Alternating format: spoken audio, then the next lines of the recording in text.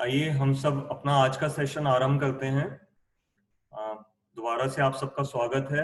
विशेष करके जो हमारे नए मेंबर्स हैं, आ, उनकी पिछली कुछ क्लासेस नेचुरली उन्होंने नहीं सुनी होंगी, तो उसके बारे में मैं एंड में बता दूंगा। और यदि कुछ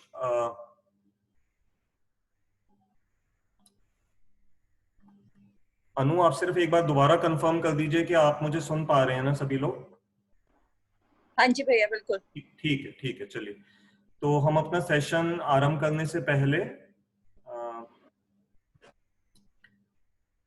अपनी जैसे हमेशा प्रेयर करते हैं वो प्रेयर कर लेते हैं, अपने गुरुजनों को प्रणाम कर लेते हैं। आपसे भी निवेदन है कि आप भी जहां जहां पर हैं अपने अपने गुरुजनों का स्मरण कर लीजिए। ओम अज्ञानतिमिरन्धस्य ज्ञानांजन शलाकया चक्षुरुन्मीलितं येन तस्मै श्री गुरुवे नमः। वाञ्छाकल्पतरुभ्यश्च कृपा सिन्धुभ्यः च पतितानां पावनेभ्यो वैष्णवेभ्यो नमो नमः।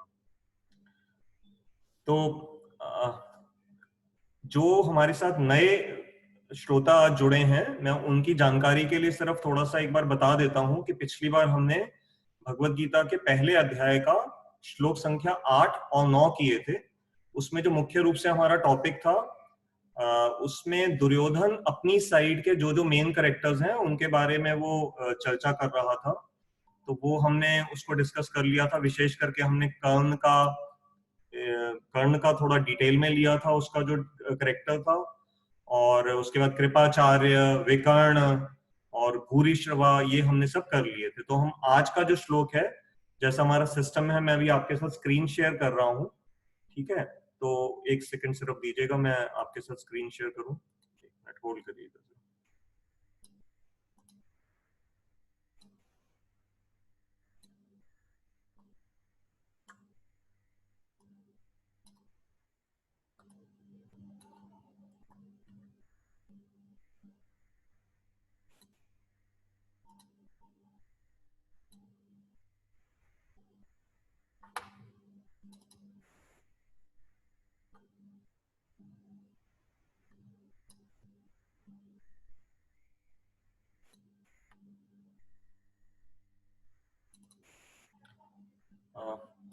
अनु, आप ये देख पा रहे हैं स्क्रीन, जो ये श्लोक संख्या अपर्याप्तम से जो आ रहा है?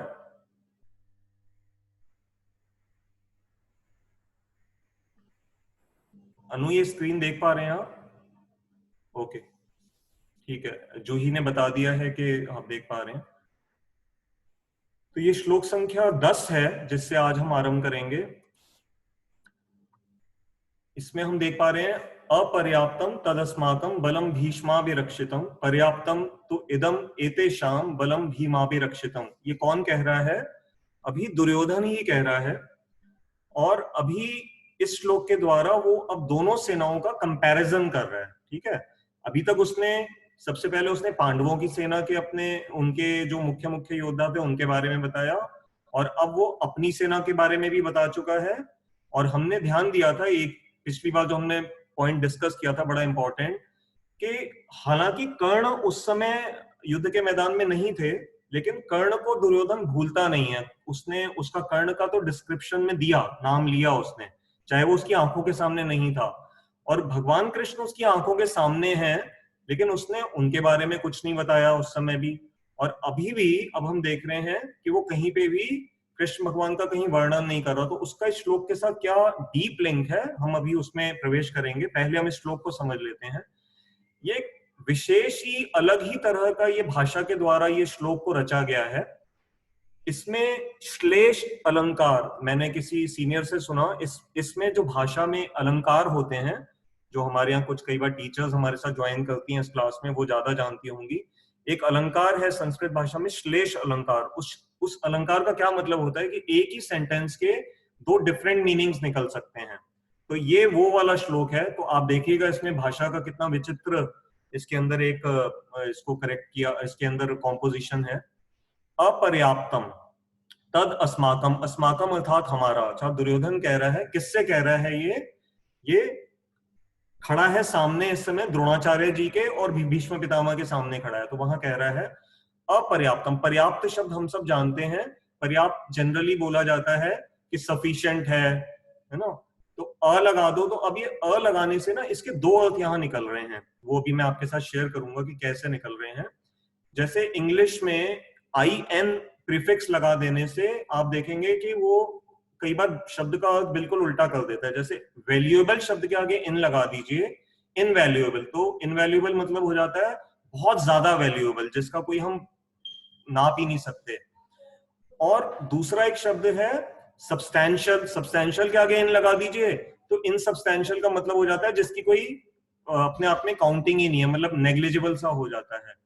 तो एक ही प्रीफिक्स इन जो है वो देखिए दो जगह पे अलग अलग काम कर सकता है। ऐसे ही यहाँ जो अ पहले लगा दिया गया पर्याप्तम के आगे, तो ये यहाँ पर दो शब्द अर्थ निकाल देगा एक ही शब्द के। तो पहला शब्द अर्थ ले लेते हैं इस वाक्य का कि दुर्योधन कह रहा है अपर्याप्तम तदस्माकम, अर्थात जो हम एक अर्थ हम ले रहे हैं इमेजरेबल, कि मेरी जो ताकत है, मेरी जो सेना है, क्योंकि उसमें तो 11 अक्षौहिणी है और पांडवों की सेना में तो सिर्फ 7 अक्षौहिणी है, तो मेरी एक तो सेना भी ज्यादा है, दूसरा मेरी तरफ से आगे बोल रहा है भीष्म भी रक्षितम, क्योंकि मेरी सेना की रक्षा कौन कर रहे हैं, भीष्म पितामह जैसे बहुत महान योद्धा कर रहे हैं। तो अब दुर्योधन के इस वाक्य का अर्थ निकल रहा है कि मेरी सेना बहुत बलशाली है, भीष्म के द्वारा रक्षित है और संख्या में भी ज्यादा है। और दूसरी लाइन में कह रहा है पर्याप्तम तो इदम एतेषाम, एतेषाम मतलब इन लोगों की, पांडवों की जो है, इनकी जो सेना कैसी है, पर्याप्त, अर्थात वो मेजरेबल है, मतलब उसको नापा जा सकता है, वो बहुत ज्यादा नहीं है। और दूसरा वो क्यों थोड़ा सा वीक है मेरे कंपैरिजन में, क्योंकि भीम के द्वारा वो रक्षित है। तो भीम को वो इस समय थोड़ा लोअर क्यों ले रहा है, क्योंकि वो ये देख रहा है कि भीम जो है ना बुद्धिमता में अर्थात इंटेलिजेंस में भीष्म के बराबरी नहीं कर सकते। बल में तो भीम बहुत बलशाली हैं, लेकिन इंटेलिजेंस में, क्योंकि भीम कई बार क्या है एकदम अपने शरीर की ताकत का हर जगह सहारा लेते थे, बुद्धि से कार्य अधिकांश युधिष्ठिर महाराज, अर्जुन, ये सब लोग लेते थे। तो एक तो इस श्लोक का अर्थ ये निकला। और इसका देखिए श्लोक का अर्थ पूरा बदल जाएगा जब हम अ शब्द को दूसरी सेंस में लेंगे।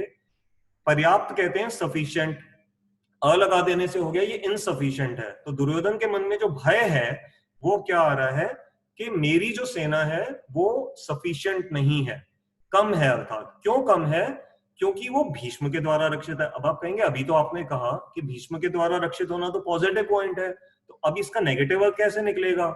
नेगेटिव अर्थ इसका ऐसे निकल रहा है क्योंकि दुर्योधन जानता है कि भीष्म वास्तव में क्या कर रहे हैं, वो लड़ तो मेरी तरफ से रहे हैं क्योंकि उनकी ये ड्यूटी है ना, ड्यूटी तो है उनकी, लेकिन साथ ही साथ क्या है कि वो मन से किसको चाहते हैं, वो जानते हैं अपने पांडवों के प्रति उनका भाव अधिक है।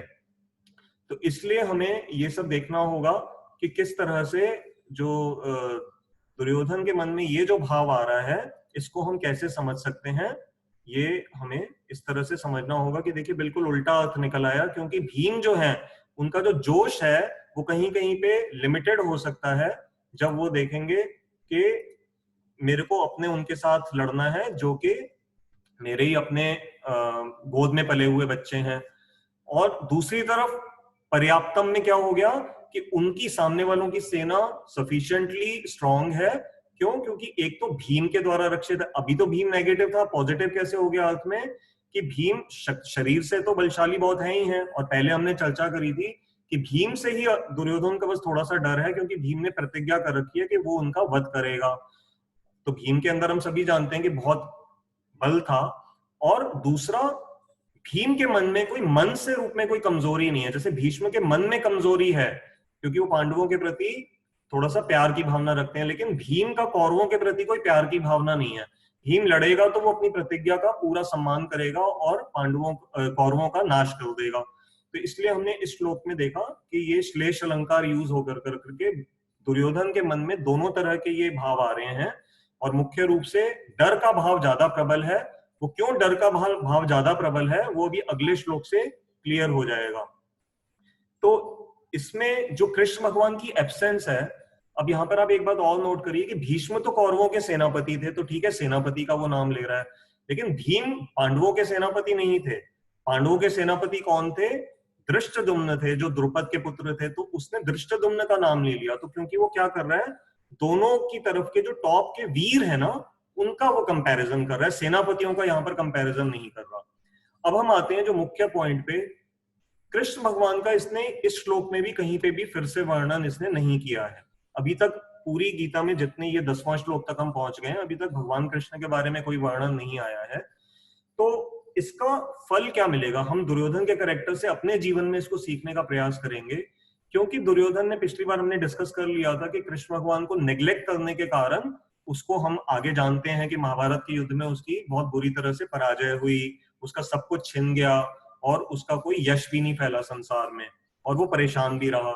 तो अगर हम उससे अपने जीवन में आज देखें कि जब मॉडर्न टेक्नोलॉजी और साइंस ने जब अपने आप को बढ़ाया, आज से कुछ साल पहले जब इंडस्ट्रियल रिवॉल्यूशन हुई, तरह तरह की मशीन्स इन्वेंट हुई, हवाई जहाज आया, टेलीकम्युनिकेशंस बढ़े, एयर कंडीशनर्स का इन्वेंशन हुई, वॉशिंग मशीन बनी, वैक्यूम क्लीनर्स आए, हमारे माइक्रोवेव ओवन्स आए, मेडिकल साइंस में बहुत तरक्की हुई, तो मानव जीवन जो था, मैंने पिछली बार देखो आपको ये पॉइंट क्लियर कर दिया था कि टेक्नोलॉजी हमारी विरोधी नहीं है। हम टेक्नोलॉजी को इस समय जो हम बात कर पा रहे हैं तो टेक्नोलॉजी की हेल्प से ही कर पा रहे हैं ना, तो टेक्नोलॉजी को जीवन में अच्छे कार्यों में लगाया जा सकता है और उसकी जरूरत है। लेकिन इंसान एक जगह पे कुछ गलती कर गया कि जब टेक्नोलॉजी के बल पे, साइंटिफिक इन्वेंशंस के बल पे, जब वो बहुत तेजी से जब हम चांद पे पहुंचने का प्रयास वगैरह कर रहे थे, तो हमारे यहाँ कुछ अपर तरह के जो इंटेलेक्चुअल क्लास है, साइंटिफिक क्लास है, उन्होंने कुछ हद तक गॉड को साइडलाइन कर दिया। उन्होंने सोचा कि नहीं, मनुष्य ही हर चीज का अपने आप ही रिजल्ट निकाल सकता है, उसको किसी और एक्सटर्नल फैक्टर की जरूरत नहीं है। लेकिन मैं ज्यादा नहीं बोलूंगा, आप ज्यादा समझदार हैं। अगर आप ध्यान से सोचें कि उस समय में जब हमने अपने सोशियोलॉजिकल सिस्टम से भगवान को निकाला, गॉड को नकार दिया वेस्टर्न कम्युनिटी में, या इवन भारत में भी वो समय आया था कुछ समय पहले, तो उसका परिणाम क्या हुआ? तो किसी भी चीज को जज करना है उसके परिणाम से जज करिए। तो परिणाम में आप देखते जाइए, अगर साइकोलॉजिकली के एंगल हम बात करें तो आज डिप्रेशन सबसे ज्यादा हमें तंग कर रही है, मन की बीमारियां तंग कर रही हैं, जिसका मेडिकल साइंस के पास कोई विशेष इलाज नहीं है। वो सिर्फ आपको मेडिसिन प्रिस्क्राइब कर लेंगे, जीवन भर खाते रहिए। उसके बाद शारीरिक रूप से हम देख रहे हैं तरह तरह की बीमारियां हमारे सामने आ रही हैं। अभी तक बहुत सारी ऐसी बीमारियां जो गलत बिहेवियर, जैसे एड्स वगैरह, गलत आदतों से हो सकते हैं, उनका हमारे पास देखा जाए तो अभी प्रैक्टिकली बहुत अच्छा इलाज नहीं है। कोविड से आज हम वैसे ही लड़ रहे हैं। तीसरा, अगर हम इकोलॉजिकल एंगल से देखें, एनवायरमेंटल फैक्टर से देखें, तो हम सभी जानते हैं कि प्रकृति का हमने कितना बुरी तरह से विध्वंस कर दिया है। मैं अभी व्हाट्सएप पे देख रहा था कि एक मजाक में लिखा हुआ था कि देखो, प्रकृति में पॉलिथीन, मनुष्य ने प्रकृति को पॉलिथीन से ढक दिया था, इतना पॉलिथीन हमने यूज किया। और आज प्रकृति जब हमारे साथ बदला ले रही है तो उसने हमारे शरीर को पॉलिथीन से ढक दिया है। मतलब पीपीई किट वगैरह जो हम पहन कर करके जो हॉस्पिटल्स में हर समय बचा रहे हैं या ब्यूटी पार्लर्स में बचा रहे हैं, वो क्या है? हमने प्लास्टिक से ही तो अपने आप को ढक लिया है। तो प्रकृति हमारे को उसी तरह से वो कर रही है। और अभी अभी एक दुखद खबर हमारे साथ थोड़ी देर पहले आई है, आप में से बहुत सारे लोगों को पता लग गया होगा, लेकिन मैं फिर भी शेयर कर रहा हूँ क्योंकि उसका रिलेशन है, उनके साथ मेरा संबंध भी था कुछ हद तक। मैं जिस स्कूल से पढ़ा हूँ, हमारे एक मशहूर एल्यूमिनस थे, फिल्म स्टार सुशांत सिंह राजपूत जी। अभी अभी दुखद खबर मिली है कि उन्होंने, जैसा बताया जा रहा है कि शायद सुसाइड किया है। वो आगे पता लगेगा कि कोई छेड़खानी हुई है या सुसाइड किया है। कुछ समय पहले वो हमारे स्कूल में भी आए थे। तो अब देखा जाए उनके पास किस चीज की कमी थी? उनके पास यश था, अच्छा शरीर था, धन था, है? दुनिया उनसे मिलने के लिए लालायित थी। लेकिन यदि एक मिनट के लिए अज्यूम कर लें कि अगर उन्होंने सुसाइड किया, तो जो पॉइंट मैं भी आपके साथ डिस्कस कर रहा था, तो आप सभी समझदार हैं, तो कल को हमारे बच्चों के साथ, हमारे मित्रों के साथ, वो भी तो किसी के मित्र थे, किसी के संतान थे, किसी के बॉयफ्रेंड थे, किसी के बिजनेस पार्टनर थे, तो वो उनके जितने भी रिलेशंस के लोग थे वो इस समय बहुत दुखी होंगे और हमारी उनके साथ सांत्वना हर समय है।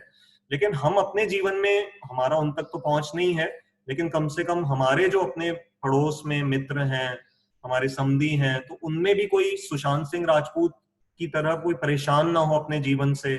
तो हमारे को ये सोचना है कि क्या ऐसी गलती मनुष्य समाज कर रहा है कि सारी मटेरियल ऑपुलेंस होने के बावजूद भी क्या चीज की कमी है जीवन में कि हमारे अच्छे अच्छे इंटेलिजेंट बच्चे, समझदार बच्चे इतने गलत कदम जिंदगी में उठा रहे हैं। तो इस पे विचार करिएगा। तो ये पॉइंट इस श्लोक के साथ रिलेशन में था, इसलिए मैंने आपके साथ शेयर किया। अब हम आगे चल रहे हैं। श्लोक संख्या 11 में अयनेषु च सर्वेषु यथा भागम अवस्थितः भीष्मम एव अभिरक्षन्तु भवन्तः सर्व एव ही।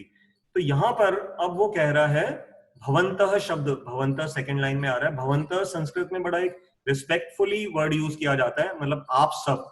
तो दुर्योधन अब उसको ध्यान आ गया कि मैंने अपने श्रेष्ठ कमांडर्स की तो बहुत तारीफ कर दी है, अब मुझे अपने बाकी जो योद्धागण है उनका मन बल बढ़ाना है।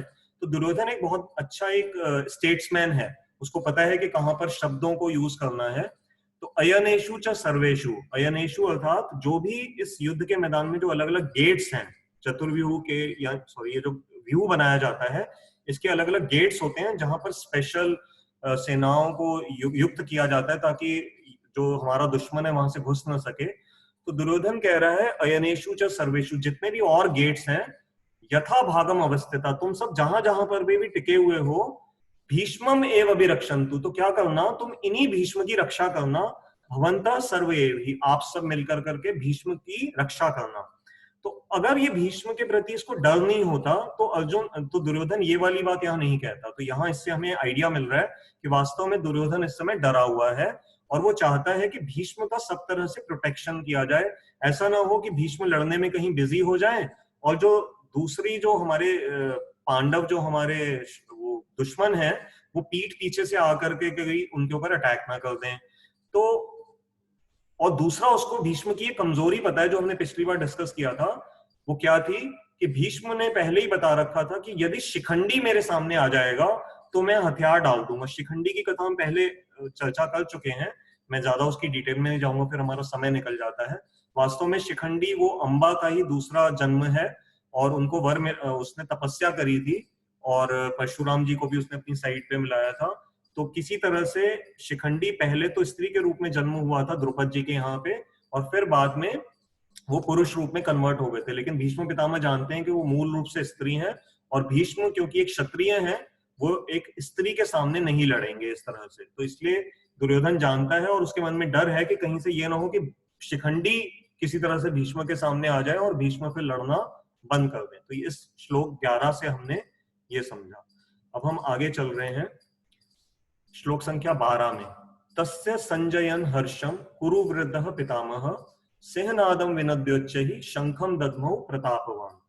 अब दुर्योधन गीता, जैसे कृष्ण भगवान की गीता है ना, तो अभी तक क्या चल रहा था, कई लोग मजाक में कहते हैं ये अभी तक दुर्योधन गीता चल रही थी, वो बोले जा रहा है बोले जा रहा है बोले जा रहा है, रुक ही नहीं रहा। तो भीष्म पितामह ने अब कहा कि चल अब तेरा बोलना बहुत हो गया, अब तू एक तरह से चुप हो जा। तो कैसे उसको चुप कराया उन्होंने, तस्य, तस्य अर्थात उसका, उसका अर्थात किसका, दुर्योधन का हर्ष बढ़ाने के लिए, संजयन हर्षम, संजयन मतलब बढ़ाने के लिए, हर्षम हर्ष को, कुरु वृद्धः पितामह। अब कुरु वंश के जो वृद्ध हैं ये पितामह भीष्म हैं, इनके बारे में ये शब्द आ रहा है कुरु वृद्धः। मैं आपके साथ एक थोड़ा सा एक इम्पोर्टेंट इंटरेस्टिंग बात यहाँ शेयर करना चाह रहा हूँ। ये जो वृद्ध शब्द है ना, जनरली हम इसका अर्थ ले लेते हैं कोई बूढ़ा व्यक्ति, और वो ठीक है अर्थ ऐसे भी आता है, लेकिन मैं आपको संस्कृत भाषा की जो विशेषता है मैं वो आपको बता रहा हूँ। मेरा क्यों इस शब्द पे ध्यान गया, आज से लगभग हफ्ता 10 दिन पहले हमारी कॉलोनी के व्हाट्सएप ग्रुप पे एक हमारे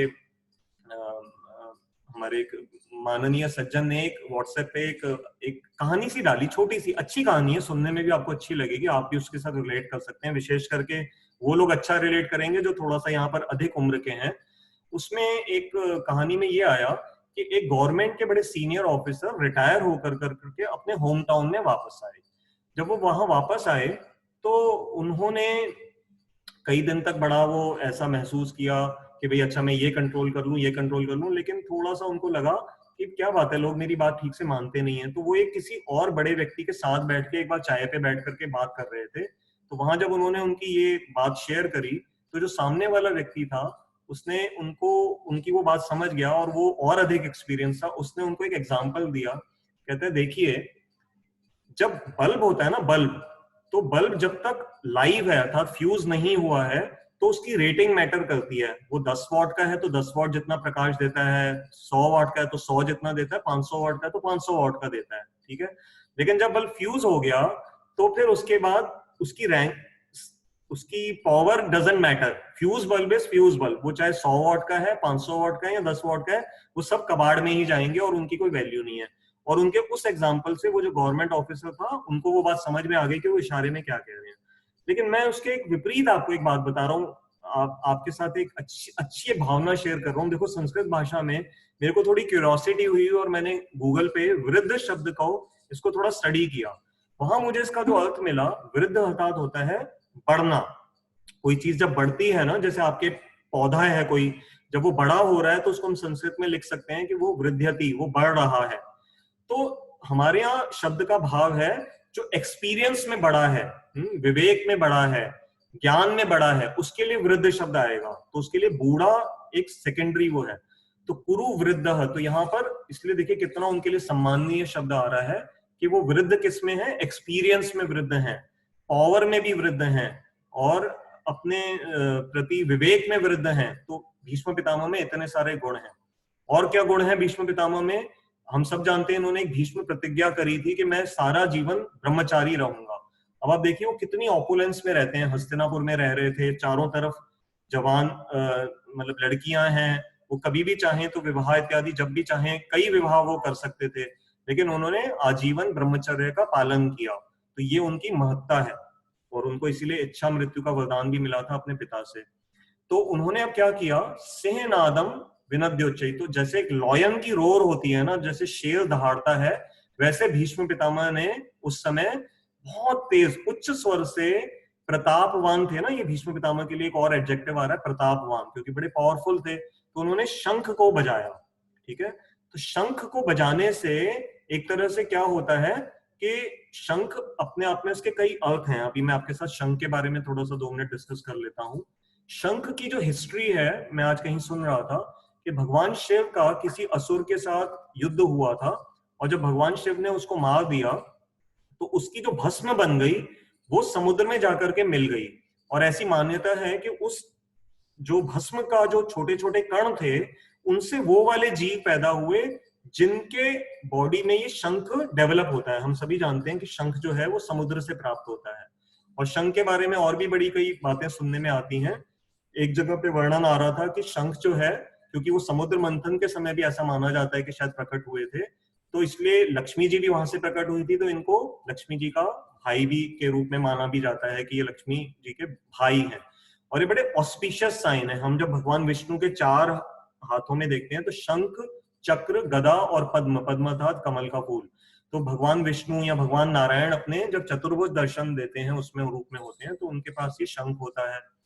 और शंख का बड़ा, हालांकि आप देखिए बड़ी विचित्र बात है कि शंख एक जानवर की हड्डी है एक तरह से, तो हड्डी तो पवित्र नहीं होती, लेकिन क्योंकि वेदों में लिखा हुआ है कि शंख पवित्र है, इसलिए उसका मंदिर में, यहाँ तक कि जब भगवान की आरती की कहीं सूचना देनी होती है तो शंख बजाया जाता है, जब आरती समाप्त होती है तो फिर से शंख बजाया जाता है, जब भगवान का अभिषेक होता है मंदिरों में तो जो पंचामृत होता है वो शंख के माध्यम से ही भगवान को अभिषेक भी कराया जाता है, और उसी को ही फिर सब लोग उसका पान करते हैं माथे पे धर कर करके। तो शंख के बड़े गुण हैं। और अभी मैं किसी से सुन रहा था कि बंगाल प्रांत में शंख को पीस कर करके, उसका चूरा बना कर करके, उसका जो मटेरियल होता है उससे जो वहां की स्त्रियां हैं वो चूड़ियां बनवाती हैं, पहनती हैं, तो बड़ा ऑस्पिशियस, इसको शुभ माना जाता है। तो इससे हम समझ सकते हैं कि वेदों में जो ज्ञान दिया हुआ है उसके ऊपर कोई हमें डाउट नहीं करना चाहिए, ब्लाइंड फेथ नहीं होना चाहिए, लेकिन आप उसको टेस्ट कर सकते हो। ठीक है, तो जैसे वेदों ने ही कहा कि वैसे किसी भी जीव का जो एक्सक्रीशन से, जो हमारा जो मल निकलता है शरीर से, वो पवित्र नहीं होता, लेकिन वेद कहते हैं कि गाय का जो मल है, जो कॉ डंग है जिसको हम इंग्लिश में कहते हैं, वेद कहते हैं कि वो पवित्र है।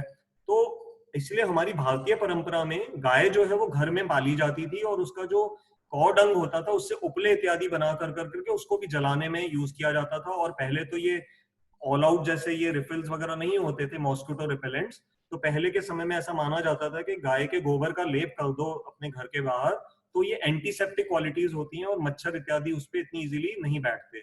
तो ये बात आज हम देखते हैं कि लगभग मेडिकली भी और उस तरह से प्रूव हो चुकी है।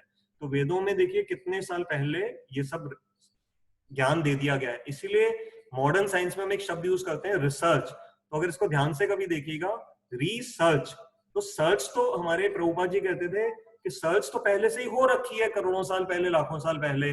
अब तुम उसको सिर्फ रीसर्च कर रहे हो, वही जो चीज जो पहले से है उसी को ही तुम अपने अपने एक्सपेरिमेंट से उसको तुम अब दोबारा से स्टैब्लिश कर रहे हो। तो शंखनाद कर कर करके उन्होंने दुर्योधन के जो मन को है, भावना को उन्होंने उसको बढ़ाया। किसने बढ़ाया? भीष्म पितामह ने। अब शंख जो होता है, इसको बजाने का एक अर्थ ये भी होता है कि अब जो युद्ध है ना वो एक तरह से आरंभ हो गया।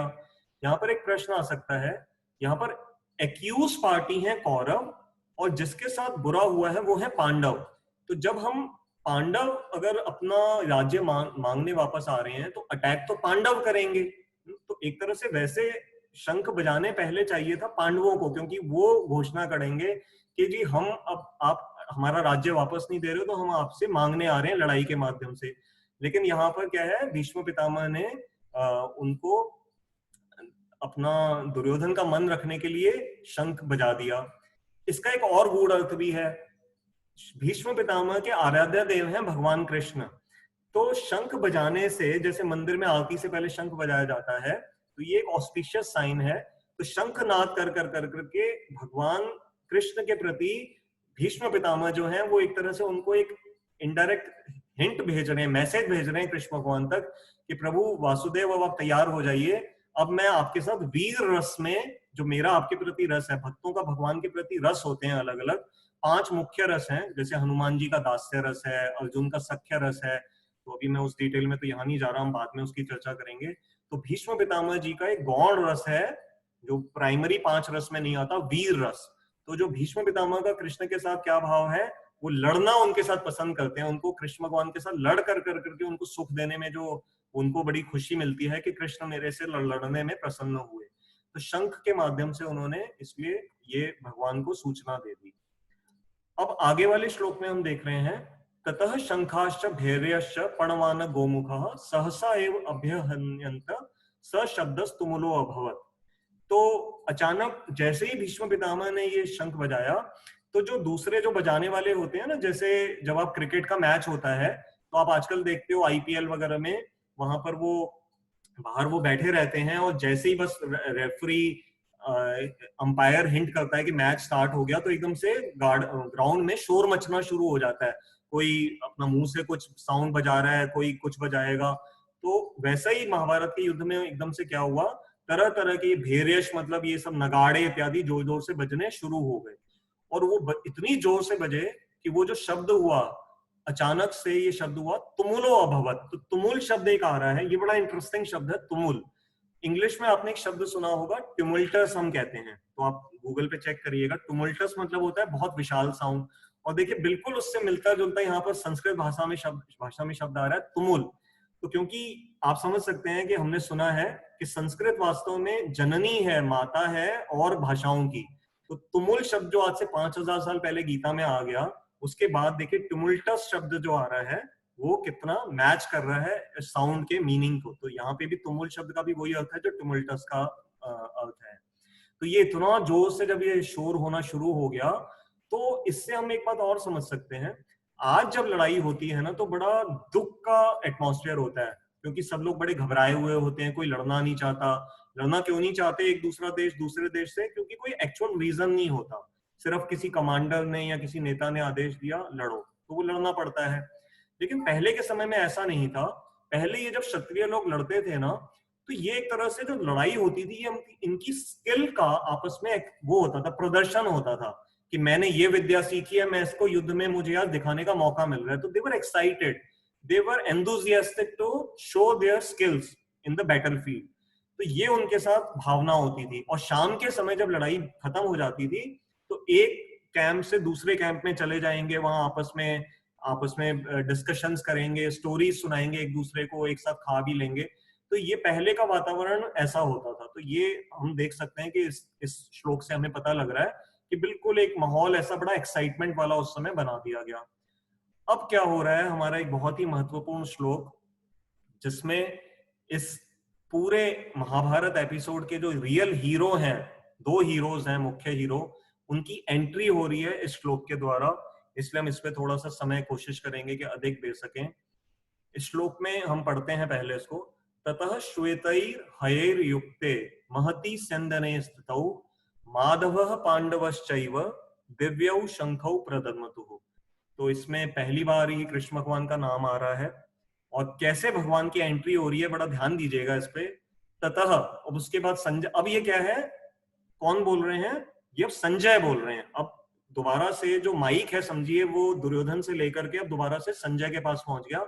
और हम सब जानते हैं कि संजय के पास ये स्पेशल पावर है कि वो युद्ध में कहीं पे भी देख भी सकते हैं और किसी भी सैनिक के मन में क्या बात आ रही है वो समझ जाते हैं।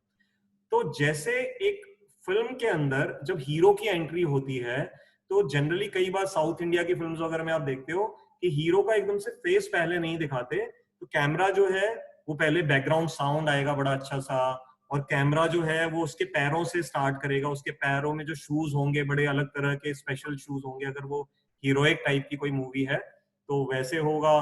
फिर धीरे धीरे धीरे कैमरा बढ़ेगा। तो यहाँ पर जो संजय है देखिए कैसा वर्णन कर रहे हैं, अभी वो दूर से देख रहे हैं तो सबसे पहले क्या नजर आ रहा है, श्वेत श्वेतैर्हय, तो श्वेत अर्थात सफेद, तो ये 4 घोड़ों से युक्त कुछ पीछे नजर आ रहा है। वो क्या नजर आ रहा है, महती अर्थात कोई बहुत महान ऑब्जेक्ट है। क्या है वो महान ऑब्जेक्ट, आगे कह रहे हैं स्यंदने, स्यंदन अर्थात रथ, एक बड़ा ही विशाल रथ दूर से नजर आ रहा है। उसके आगे 4 घोड़े हैं, बड़े विलक्षण एक घोड़े हैं, और उसमें स्थितौ, उसमें कोई स्थितौ, तौ मतलब 2 हैं, एक के लिए होता तो ये शब्द नहीं आता, तो 2 के लिए आ रहा है। यहाँ पर 2 कोई इस रथ पे कोई बैठे हुए हैं। अच्छा एक बात बताइए, जब कोई रथ पे बैठा होगा तो पहले अगर मान लो एक राजा है और उसका सारथी है तो पहले किसका नाम आएगा, पहले राजा का आएगा या सारथी का आएगा, पहले हमेशा राजा का आएगा। अभी तक दुर्योधन ने जितने योद्धाओं के नाम लिए उसने एक भी जगह किसी सारथी का नाम नहीं लिया है, क्योंकि सारथी इज नॉट वेरी इंपॉर्टेंट, वो तो आपका सिर्फ रथ चला रहा है। एक जगह पे वर्णन मैंने पढ़ा, वो बड़ा सुन के मुझे भी आश्चर्य हुआ। कहते हैं युद्ध के मैदान में सारथी को कई बार ऐसे कंट्रोल किया जाता है कि देखो इतना शोर है, चारों तरफ से कहीं से आपके ऊपर तीर बरस रहे हैं, आपको अपना जीवन बचाना है, तो अब आप सारथी को ये कैसे बताओगे कि तुझे लेफ्ट जाना है या राइट जाना है, बताओ कैसे बताओगे। तो आजकल हम कार में जब पीछे बैठे होते हैं तो हम तो सिर्फ बोल देते हैं, लेकिन कार में हमारे शीशे बंद होते हैं, बाहर का शोर नहीं आ रहा होता, तो हमारी बात वो ड्राइवर सुन लेता है कि लेफ्ट ले लो तो लेफ्ट ले लेता है, राइट ले लो तो राइट ले लेता है।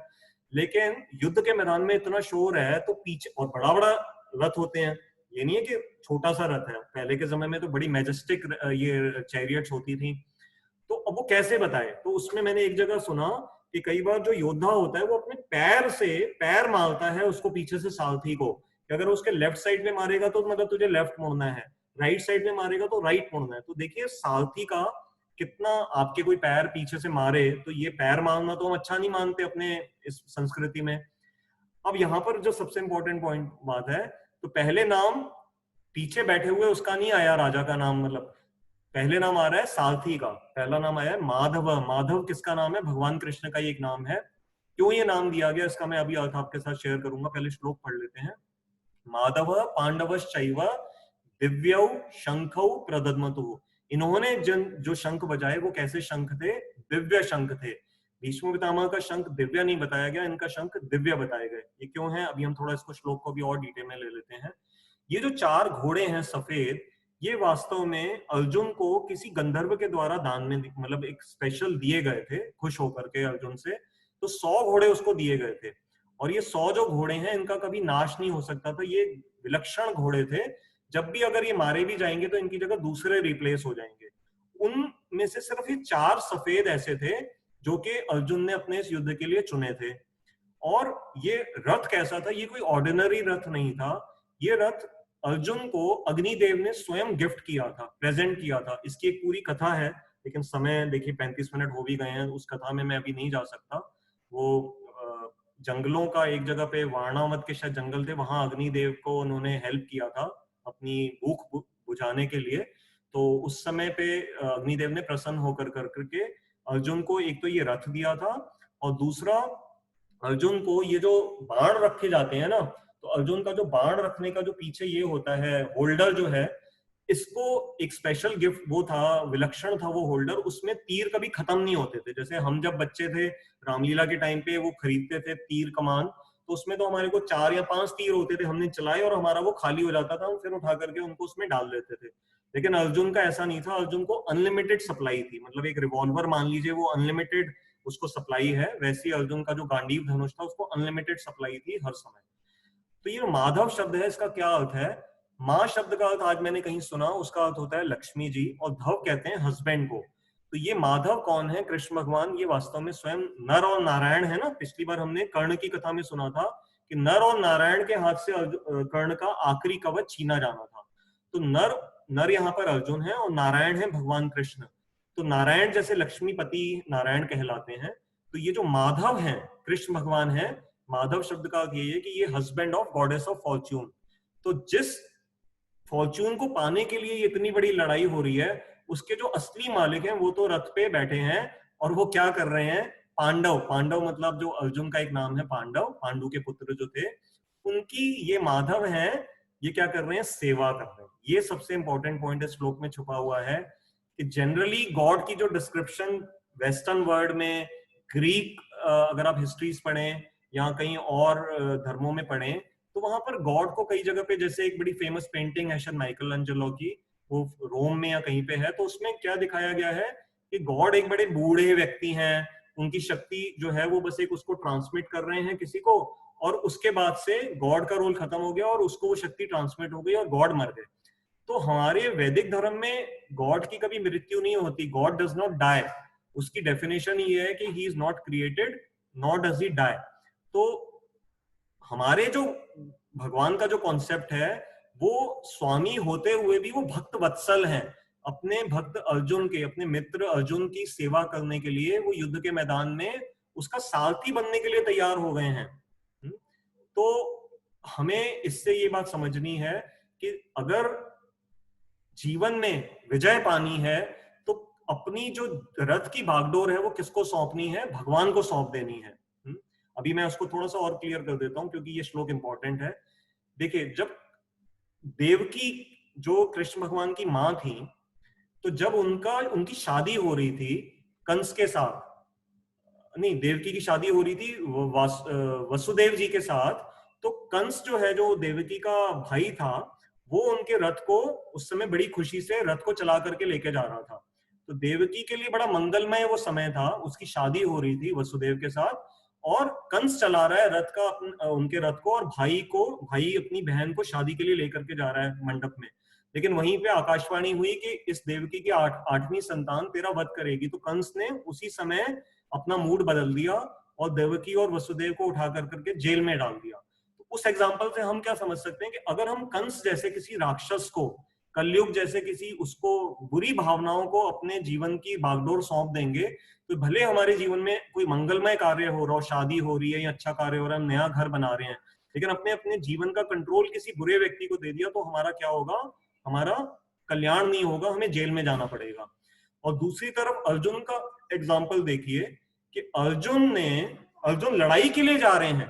देवकी तो मंगलमय कार्य के लिए जा रही थी, फिर भी उसका अमंगल हो गया। लेकिन अर्जुन जो है लड़ाई के लिए जा रहे हैं, उनके लिए अमंगल हो सकता है, लेकिन उन्होंने अपने रथ की बागडोर, अपने जीवन की जो कंट्रोल पावर है, वो किसको दे रखी है? भगवान के हाथ में पकड़ा दी, एक अच्छे मित्र के हाथ में पकड़ा दी। और हम अंत में जानते हैं कि अर्जुन की विजय हुई, अर्जुन इस युद्ध में जीते। तो इससे हमें क्या सीख मिल रही है श्लोक से? कि हम भगवान की गाइडेंस अपने जीवन में लें। अब हमें भगवान की गाइडेंस कैसे मिलेगी?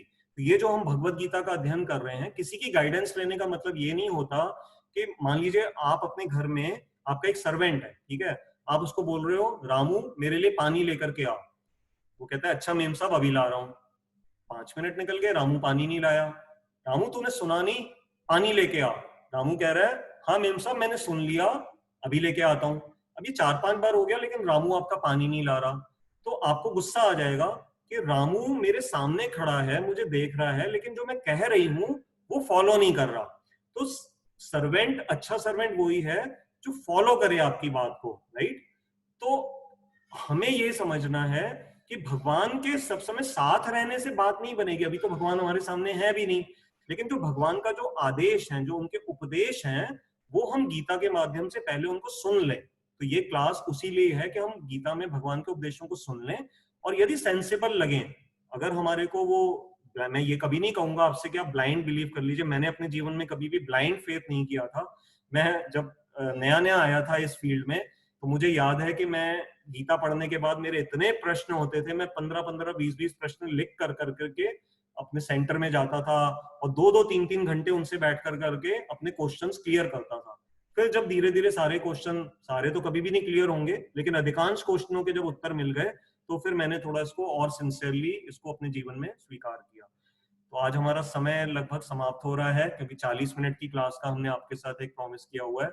तो आज मैं ये बात जो हमने एक आज कृष्ण भगवान की गीता में आज इस महाभारत के युद्ध में एंट्री हुई है, और इन्होंने जो अपने दिव्य शंख बजाए हैं, उनके शंखों का नाम इत्यादि अगले श्लोक में आप स्क्रीन पे देख रहे हो, लेकिन मैं अभी उसकी डिटेल में नहीं जा रहा। वो इंपॉर्टेंट है, उसमें कुछ कथाएं हैं कि क्यों ये सब दिव्य शंख थे।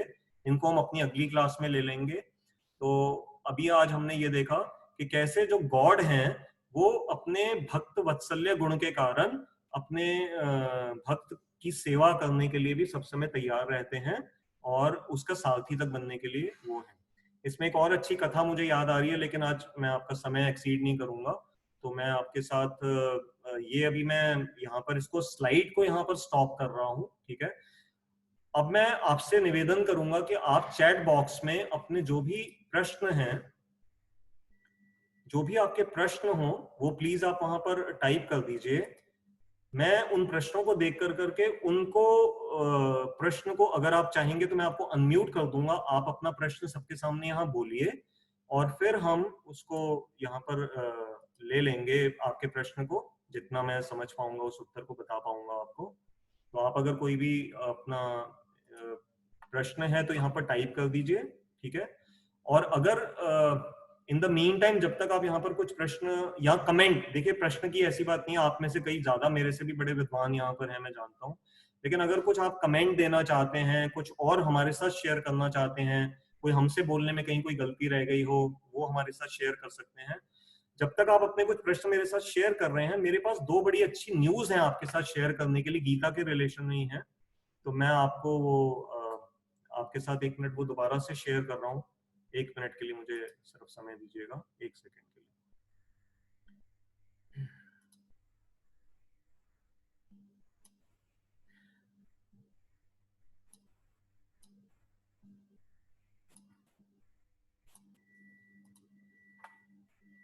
अभी तक आप में से किसी ने चैट में डाला नहीं है, तो इसलिए मैं तब तक, अच्छा एक किसी ने डाला है, वैभव अरोड़ा जी ने। हरे कृष्णा प्रभु जी, nowadays in office manager usually say we are firing in office, market is very low, no business, so we are in fear, so as per Gita how to overcome this fear। बहुत ही वैभव जी आपने बड़ा relevant प्रश्न पूछा है, जो आज हम में से बहुत लोगों के मन में है। हम सभी जानते हैं इस समय इकोनॉमी के लिए बहुत ही एक बुरा वक्त है, और अभी आप बुरा नहीं मानना, मैं थोड़ा हार्श हो रहा हूँ।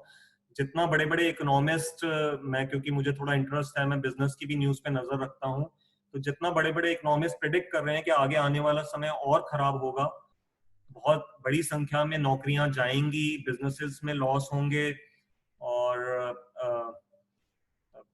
मतलब बहुत बड़ी बड़ी कंपनियां तो शायद सरवाइव कर जाएंगी, लेकिन middle class, lower middle class, बहुत लोअर मिडिल क्लास, इनके लिए बहुत मुश्किल की घड़ी है। तो आपका जो प्रश्न है, आप ये पूछ रहे हैं कि गीता के एंगल से हमें डर लग रहा है कि अगर हमारे को जॉब से निकाल ना दिया जाए कहीं, तो we are in fear, so as per Gita how to overcome this fear. ठीक है, इस प्रश्न को हम ले लेते हैं थोड़ा सा। आपने क्योंकि पूछा है गीता के कॉन्टेक्स्ट में क्या है, तो अगर हम गीता या वेदों के कॉन्टेक्स्ट में लें, तो मैं आपसे आपके थॉट को हिला रहा हूं यहाँ पर। हमारा जो वैदिक सिस्टम है वो हमें ये सिखाता है कि जब तुम्हारा जीवन नॉर्मली चल रहा हो, तो तुम जितना भी कमाओ उसमें से कुछ पोर्शन अपने परिवार की सेवा में लगाओ, कुछ मतलब उससे भरण पोषण करो, कुछ पोर्शन धर्म के कार्य में लगाओ, और कुछ पोर्शन को बचाओ। ठीक है, सेविंग जो होती है। तो अब आपको, मुझे नहीं पता आपने लाइफ में कितनी सेविंग्स करी हैं, लेकिन अगर ये कोविड नहीं भी आया होता, और मान लीजिए आप पिछले 10 साल से अगर एक्टिवली कोई जॉब कर रहे हैं एक अच्छी कंपनी के साथ, तो ये अब आपको देखना है कि क्या उस समय आपने मॉडर्न टेक्नोलॉजी या बड़े घर से आकर्षित होकर करके आपने लोन ले लिया, और आपके परिवार ने कहा कि जी इस साल हमें वर्ल्ड टूर पे जाना है, आप उनको यूरोप घुमा करके ले आए। मतलब जितना भी आप कमा रहे थे या लोन लेकर करके आपने अपनी वो इच्छाएं उस समय पूरी कर दी। और सेविंग्स कम करी, तो आपको इस समय बहुत परेशानी होगी क्योंकि सेविंग्स नहीं है।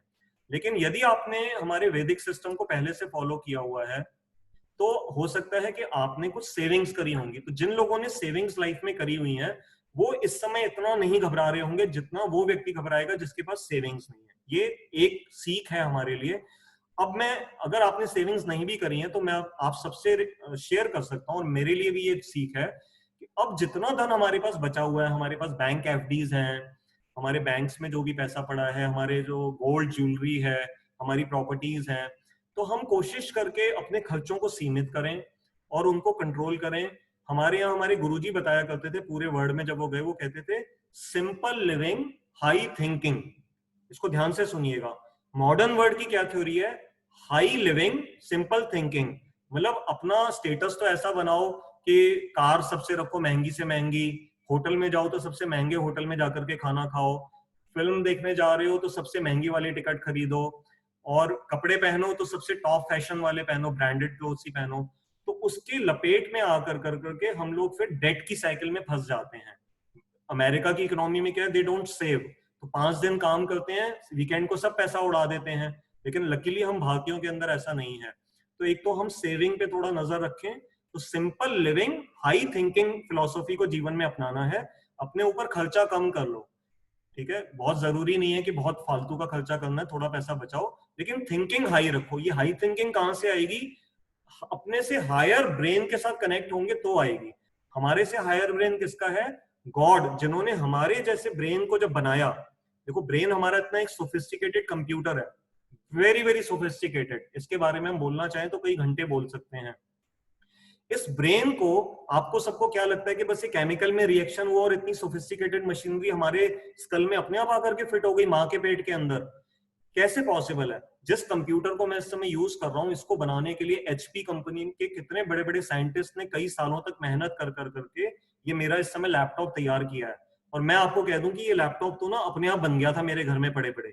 मतलब ग्रेटर नोएडा में एक भूकंप आया और मैं सुबह उठा तो मेरे कमरे में ये लैपटॉप पड़ा हुआ था, और देखो इसके साथ बुकलेट भी थी, और मैं इसको यूज कर रहा हूँ, ये अपने आप बन गया। तो आप मान लोगे? तो हम जब इस बातों के लिए नहीं मानते, तो ब्रेन को बनाने वाला एक सुप्रीम साइंटिस्ट बैठा हुआ है कहीं पे, उसका ब्रेन की क्वालिटी हमसे कई गुना ज्यादा है, वो हाईएस्ट पावर पे काम करता है। उसके साथ हमें जुड़ना है, उसको ही कहते हैं योग। योग मीन्स जुड़ना, अपने ब्रेन को सबड्यू करके उसके ब्रेन के सिग्नल्स को रिसीव करने के लिए रिसेप्टिव पावर लानी है अपने जीवन में। तो जब वो कनेक्शन आ जाएगा तो हाई थिंकिंग वहां से मिलेगी, और सिंपल लिविंग हमारे बस में है। तो अपने जीवन को थोड़ा सिंपल बनाइए। तो मैं तो अभी फिलहाल आपसे इतना ही शेयर कर सकता हूँ कि अभी, लेकिन गीता में भी और बहुत सारी बातें आएंगी, अभी हम धीरे धीरे समझेंगे। तो मेरे ख्याल से आज इतना ही समय मैं आपके क्वेश्चन को इसके लिए दे सकता हूँ। अच्छा क्वेश्चन था, धन्यवाद। और कोई प्रश्न पूछना चाहें तो प्लीज ले लीजिए, नहीं तो फिर मैं आपके साथ एक स्लाइड शेयर करना चाह रहा हूँ। अभी तक किसी और ने कमेंट नहीं दिया है, तो मैं एक बार आपके साथ वो शेयर कर रहा हूँ। एक सेकंड रुकिएगा।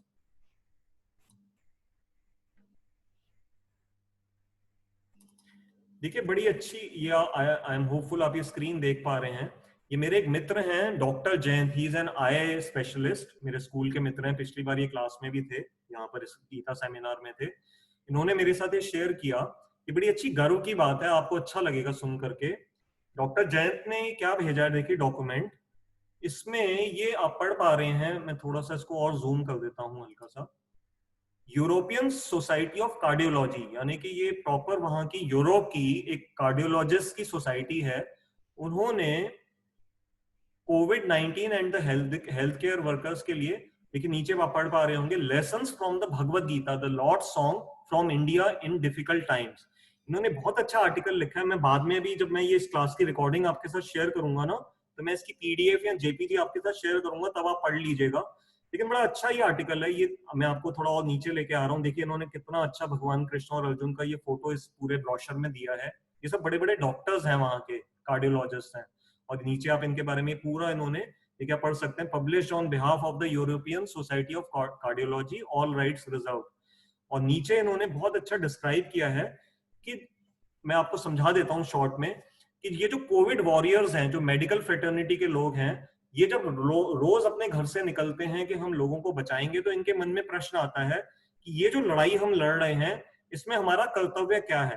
तो इन डॉक्टर्स ने गीता से उनके लिए उपदेश ढूंढ करके निकाले हैं कि किस प्रकार से हम ये देखें कि गीता हमें क्या सिखाती है। और नीचे आप ये 3 फोटो देख रहे हैं, ये जो डॉक्टर्स हैं, डॉक्टर अंकुर कालरा हैं, इन्होंने इसको डॉक्यूमेंट किया है। तो मुझे बहुत अच्छा लगा, इसलिए मैंने आपके साथ शेयर किया कि ये भगवत गीता की नॉलेज को आज पूरा वर्ल्ड, जो वहाँ के इतने बड़े बड़े डॉक्टर्स हैं, जब वो इसको रिस्पेक्ट दे रहे हैं, तो हम भारतीयों को इस पे गर्व होना चाहिए। ये तो हमारे अपने घर का ज्ञान है, इसको तो हमें मतलब फ्रंट बैक हमारे को इसका ये एक तरह से रटा होना चाहिए। इसी के साथ एक बहुत अच्छी और स्क्रीन मैं आपके साथ ले रहा हूँ, ये देखिए यहाँ पर। I hope you are able to see. ये मेरे मित्र हैं, मतलब मेरे गुरु भाई हैं, शुभ कृष्णा प्रभु जी, हमारे मंदिर से, उन्होंने मेरे साथ शेयर किया था। इनके बारे में आपने सुना होगा, ये अमेरिका में एक सांसद हैं। ये अभी प्रेसिडेंशियल इलेक्शन के लिए भी खड़ी होने वाली थी, लेकिन फिर शायद इन्होंने विड्रॉ कर लिया। ये एक वैष्णव परिवार से हैं, तो तुलसी गबार्ड इनका नाम है। इन्होंने एक जगह पे, इनकी कॉन्फ्रेंस हो रही थी अभी, तो यंगस्टर्स के साथ वो पूरे वर्ल्ड में टेलीकास्ट हुई, और उन्होंने यहाँ पर देखिए, आप पढ़ पा रहे हैं, उन्होंने कहा है, इसका हिंदी ट्रांसलेशन है, ऐसे मुश्किल वक्त में, अर्थात ये जो समय चल रहा है कोविड का, भगवत गीता से हमें ताकत और शांति मिलेगी। यही हमें भगवान श्री कृष्ण ने सिखाया। इसकी वीडियो भी है, ये गूगल पे होगी, आप सब बाद में देख सकते हैं। तो इन्होंने, मैं ये लाइन एक पढ़ के आपको बता देता हूँ। अमेरिका, कनाडा, ब्रिटेन, भारत और ऑस्ट्रेलिया के सैकड़ों ग्रेजुएट स्टूडेंट्स ने इस कार्यक्रम में हिस्सा लिया। सांसद गबार्ड ने कहा कि आप जब अपने जीवन के बारे में सोचते हैं, तो खुद से एक सवाल कीजिए कि मेरे जीवन का उद्देश्य क्या है। यह एक बहुत अहम सवाल है। अगर आपको पता चल जाता है कि आपका उद्देश्य भगवान और उसके बच्चों की सेवा करना है, तो कर्म योग की प्रैक्टिस कीजिए, तभी आप एक सफल जीवन जी सकते हैं। तो ये एक और अच्छी, हमारे को इंस्पायर करने के लिए, ये मैंने आपके साथ जो शेयर करना चाहता था, तो मैंने लिया है।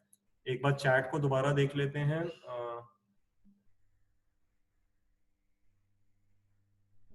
सभी लोग धन्यवाद कर रहे हैं, लेकिन मुझे आपके धन्यवाद से ज्यादा खुशी होगी अगर आप कोई प्रश्न पूछें। प्रश्न पूछने से एक तरह से ये स्पीकर का सम्मान, रियल सम्मान ये होता है। तो आप प्रश्न लाइए, अगर मेरे नॉलेज में नहीं भी होगा तो हम उसको ढूंढेंगे, फिर सबके साथ शेयर करेंगे, तो बहुत अच्छा लगेगा। तो अगर आप में से कोई बोलना चाहें, कोई कमेंट्स देना चाहें, तो आपका स्वागत है। कोई भी यहाँ पर, क्योंकि मैं कई बार सारे स्पीकर्स, मतलब ऑडियंस को देख नहीं पाता हूँ, तो मेरे से कई बार गलती हो जाती है। कोई भी आप में से प्लीज अपना हाथ उठा दीजिए या कमेंट्स देना चाहें, नहीं तो फिर आपकी परमिशन होगी तो हम हरे कृष्ण महामंत्र का उच्चारण करके फिर आज की इस क्लास को विश्राम देंगे। मैं चैट में एक बार दोबारा देख लेता हूँ।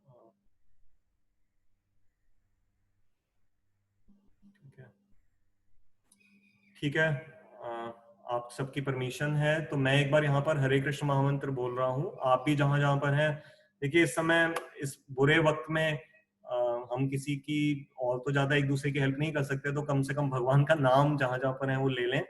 तो मैं बोल रहा हूँ, आप भी जहां जहां पर हैं वो उसका उच्चारण कर लीजिएगा। हरे कृष्ण कृष्ण कृष्ण हरे हरे, हरे राम राम राम हरे हरे। आप सबका बहुत बहुत धन्यवाद। आप इतना समय रेगुलर दे रहे हैं इस क्लास के लिए, मेरा भी इससे बड़ा मन बढ़ता है। और एक छोटी सी बात, जो नए हमारे साथ जुड़े हुए हैं, पिछली क्लासेस को प्राप्त करने के लिए आप एक YouTube पे चैनल है, कमल गीता क्लासेस, YouTube पे उसको सर्च कर लीजिए, उसको सब्सक्राइब कर लीजिए। उससे आपको ऑटोमेटिकली जब भी कोई नया वीडियो आएगा वहां पर गीता क्लास का, आपको अपने आप मिल जाएगा। और ये फेसबुक और उस पर भी ये चला जाएगा, और ये रिकॉर्डिंग भी आपको व्हाट्सएप के माध्यम से मिल जाएगी। मैं एक बार दोबारा से चैट बॉक्स में आप सबका बहुत बहुत धन्यवाद करते हुए और अपना मोबाइल नंबर यहाँ पर डाल रहा हूँ, ताकि जो लोग मेरे को अभी नहीं जानते हैं, नए हैं, वो मेरा नंबर यहाँ से ले सकते हैं। मेरा नाम कमल है, और मैं एक बार यहाँ पर बोल भी रहा हूँ, 9810094098। तो कोई भी प्रश्न है, आप मेरे को वैसे भी व्हाट्सएप वगैरह पे भी भेज सकते हैं। तो आप सबका बहुत बहुत धन्यवाद। तो मैं इस मीटिंग को एंड कर रहा हूँ। हरे कृष्ण।